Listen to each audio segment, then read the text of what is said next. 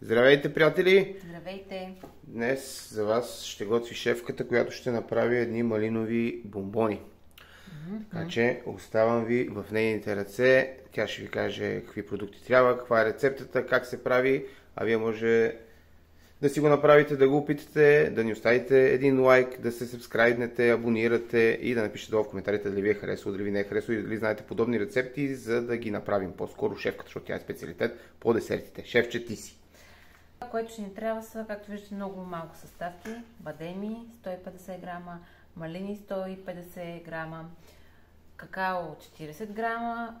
Тук имаме за подсладител мед, но може да използвате кленов сироп или агаве, каквото искате. Има около 50 грама. Тук има една чайна лъжичка кокосово масло разтопено и 200 грама черен шоколад. Това, което първо трябва да направим е да си намачкаме малинките с помощта на една вилица. Аз имам едно въпрос, шефче. Има ли вариант този десерт или там бомбонки да се правят с други плодове и други плодове? Има вариант, разбира се. Ако не обичате малини, може примерно да си го направите с банан. Аз бих си го направила и с банан следващия път. Ако искаш, може да направим още подобна рецепт, само че е бананова и ще я качим по-напред във време. Ако хората искат, може да пишат дали искате. Пишете долу в коментари, искате ли подобен десерт, обаче с банан. Той се прави много бързо, много лесно, както виждате с много малко съставки, които се набавят бързо, даже в някои домакинства ги има постоянно. Да. Аз те питам от гледна точка на това, че примерно ако е зима, да речем малини няма или нещо от сорта. Да, банан има целогодишно, така че с банан би станал. Да. Добре, друг въпрос? Да. Бадемите, ядките също може ли да се сменят? Може. Разбира се. Всеки може да интерпретира, както и тук казах, че може да не е мед, просто аз имам мед. Това може, ако не обичате черен шоколад, да си сложите бял шоколад, млечен шоколад. Както искате, просто аз обичам черен, в смисъл и двамата, а не само аз. Да, обичаме черен шоколад и предпочитаме така. Апки, нали, една идея, по-здравословно уж. Така, това, което правим, след като сме намачкали малинките, е да си добавим подсладителя. Така. Вие през това време, знаете, абонирайте се за нашия канал, харесайте, коментирайте, споделете с приятели и важно да се забавляваме заедно. Живи и здрави. Точно така. Това, което е хубаво на този десерт е не стига, че се прави бързо, ами е и без печене. Не го печеме. Единственото, което се изисква повече време е да седи в хладилник или фризер. Но това ще го разберете след малко. Така, към това добавям какаото.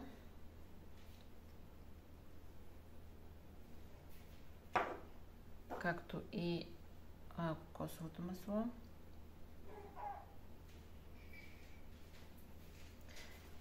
И с тези бадемки не ги добавяме цели, ами с помощта на този приятел тук до мен, който в някои от видеята за апартамента казахме, че ще го изпробваме във видео. Между другото, никога не сме го пробвали, това ще ни е сефтето.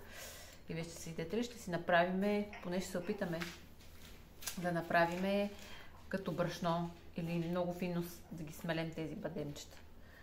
Тук съм така. Смляхме си бадемите. Между другото, пробата на новия робот е успешна. Много добре ги смля. Изсипваме си ги. Ето така.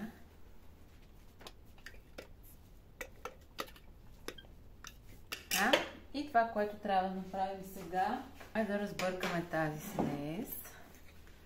Хубаво. Ако ви стане прекалено гъста, може да добавите още малко от кокосовото масло. Трябва да стане с такава консистенция, че да може да направим бомбони. Между другото, аз много назад в видеята съм правила други сурови бомбони, които са уникални, така че може да се разтърсите и да ги погледнете, ако искате да си ги направите. Как ухае. Така. Ето. Сега като се замисля, дали не добавя малко ванилия? Така за аромат. Какво ще кажеш, мезенце? Аз съм за. За ли си? Да, ванилията доста добре. Една идея. Една капачка, аз обичам също. За аромат. Аромата, да, на ванилия. Много ми допада в десертите. И обичам да добавям. Тук импровизирах просто. Както знаете, в този канал нищо не е много по мерки. Може да се импровизира и така нататък. Това е хубаво тъкмо, че така хората, които са останали до края на клипа, а те едва ли са много, ще знаят, че освен първоначалните продукти, могат евентуално да си добавят нещо друго. Да, в смисъл всеки може да си експериментира. Аз давам идеята по-скоро като първо източник, пък вие може да си добавите, да си махате, каквото искате да правите. Ай на тази дъщица тук с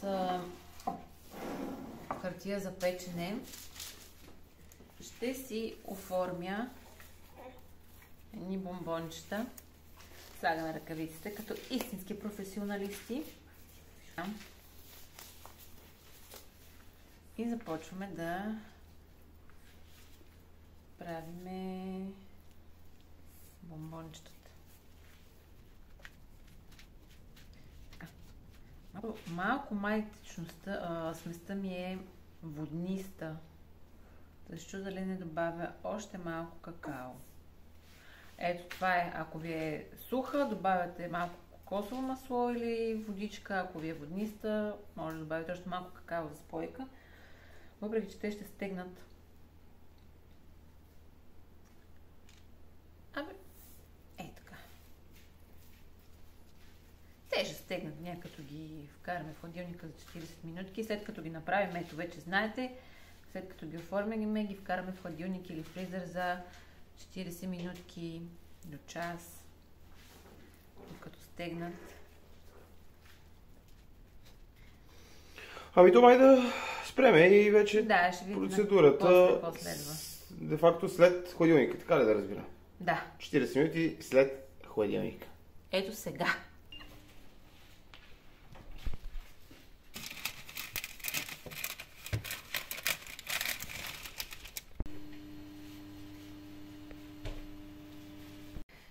Мина 1 час, откакто нашите сурови малинови бомбонки са в хладилника. Тук съм си разтопила 200 грама черен шоколад, както казах, на водна баня. И това, което сега ще направя е да си ги овъргалям в шоколада. Ето така.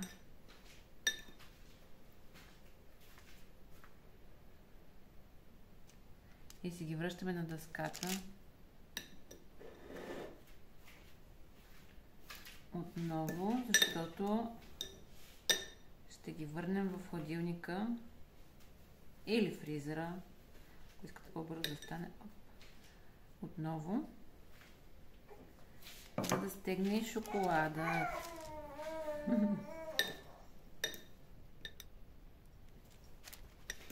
Освен да се върнем, кога да се върнем? Ще се върнем след... Направо накрая.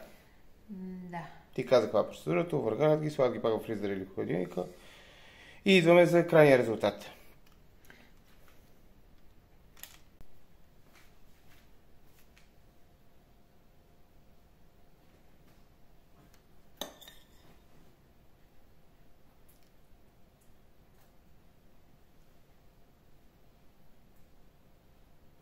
Това е финалният резултат на суровите бомбони с малини. Ето така изглеждат и отвътре.